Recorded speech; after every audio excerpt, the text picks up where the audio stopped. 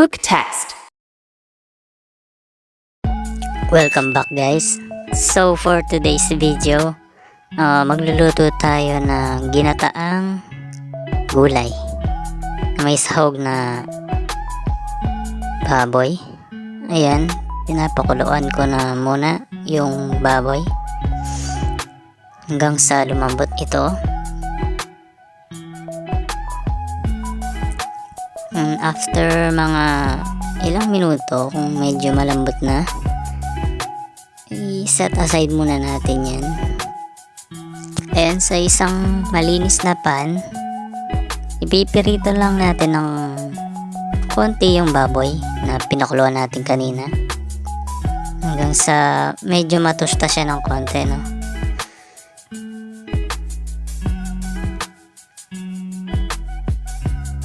Tapos isasabay na nating igisa yung bawang habang pinipirito natin.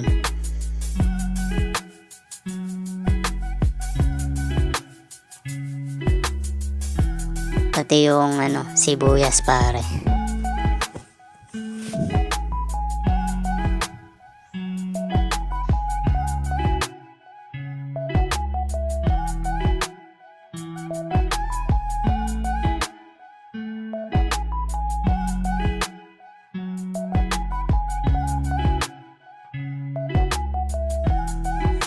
To add more flavor, no, maglalagay tayo ng bagoong. Pre-cook na bagoong. Pwede din naman yung kahit di pa lutong bagoong, no? Tapos maglalagay tayo ng yung pinagpakuluan natin sa baboy kanina.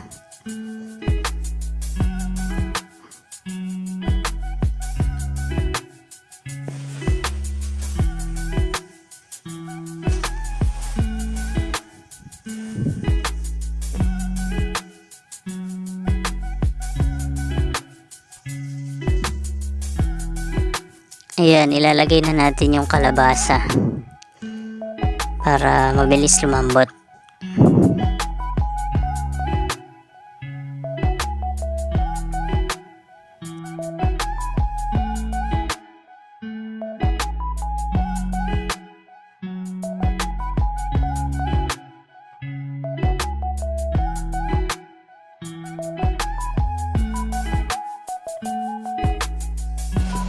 Ayan, sunod na natin yung sitaw.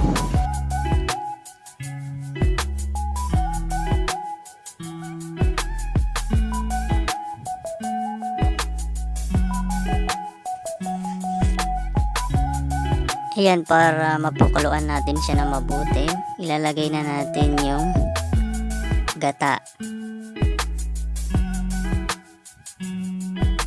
Papakuluan natin yung gulay sa gata.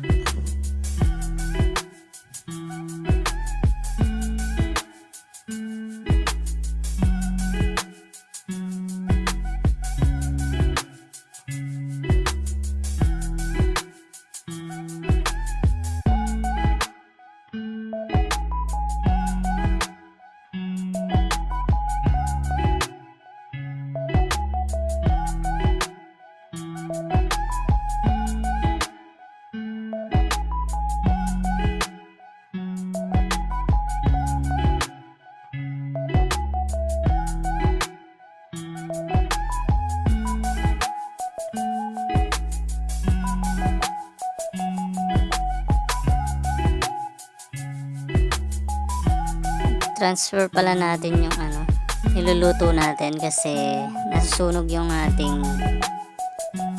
niluluto, no? Manipis kasi yung lutuan. So always nating i-check yung ating niluluto, no? Baka kasi masunugan tayo.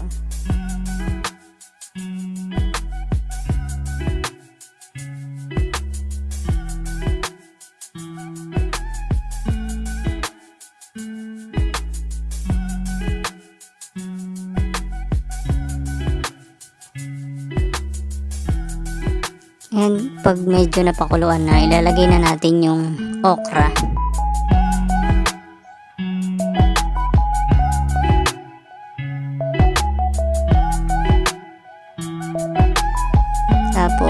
maglalagay pala tayo ng yung tubig na pinagpakuluan natin kanina para makatulong siya sa pagpapakulo ng ating mga gulay.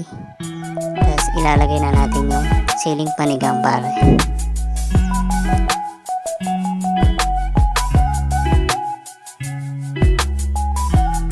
Check natin pare yung gulay kung malambot na. Kung medyo matigas pa, no, pakuluan lang natin ng mga ilang minuto pa.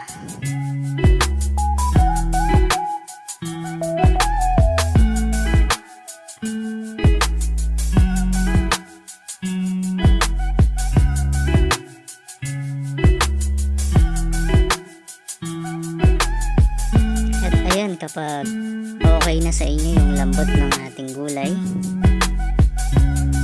pwede na natin siyang i-serve. Ayan, luto na ang ating kinataang gulay.